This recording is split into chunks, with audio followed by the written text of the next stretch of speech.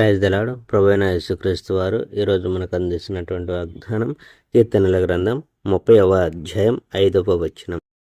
ఆయన దయ ఆయుష్కాలమంతయు నిలుచును. యెహోవా, నా కష్టాల నుంచి నీవు నన్ను పైకెత్తావు. నా శత్రువులు నన్ను ఓడించి నన్ను చూసి నవ్వకుండా నీవు చేశావు కనుక నేను నిన్ను గర్వపరుస్తున్నాను. యెహోవా నా దేవా, నేను నిన్ను ప్రార్థించాను, నీవు నన్ను స్వస్థపరిచావు. సమాధిలో నుండి నీవు నన్ను పైకి లేపావు. నీవు నన్ను బ్రతకనిచ్చావు. చచ్చిన వాళ్ళతో పాటు నేను గోతిలో ఉండవలసిన పని లేదు. దేవుని అనుచరులారా, యెహోవాకు స్తుతులు పాడండి, ఆయన పవిత్ర నామాన్ని స్తుతించండి. దేవునికి కోపం వచ్చింది కనుక మరణం నిర్ణయం చేయబడింది, కానీ ఆయన తన ప్రేమను చూపించాడు, నాకు జీవం ప్రసాదించాడు. రాత్రిపూట నేను ఏడుస్తూ పండుకుంటాను, మర్నాటి ఉదయం నేను సంతోషంగా పాడుతూ ఉంటాను. ఇప్పుడు నేను ఇది చెప్పగలను, ఇది సత్యం అని నాకు గట్టిగా తెలుసు. నేను ఎన్నటికీ ఓడింపబడను. యెహోవా నా మీద దయ చూపావు. బలమైన పర్వతంలా నీవు నన్ను నిలబెట్టావు.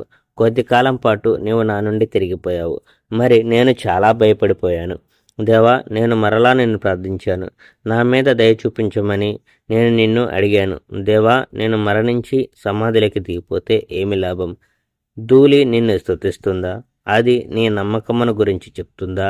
యెహోవా, నా ప్రార్థన విని నా మీద దయ చూపించుము. యెహోవా, నాకు సహాయం చేయము. నేను ప్రార్థించినప్పుడు నీవు నాకు సహాయం చేశావు. నా ఏడుపును నీవు నాట్యంగా మార్చావు. నా దుఃఖ వస్త్రాలను నీవు తీసివేశావు. నీవు నాకు సంతోషం అనే వస్త్రాలు ధరింపజేశావు. యెహోవా నా దేవా, నిన్ను నేను శాశ్వతంగా స్తుతిస్తాను, ఎప్పటికీ మౌనంగా ఉండను. నా దేవా, నిన్ను ఎల్లప్పుడూ స్తుతిస్తాను. Praise the Lord. May God bless our India.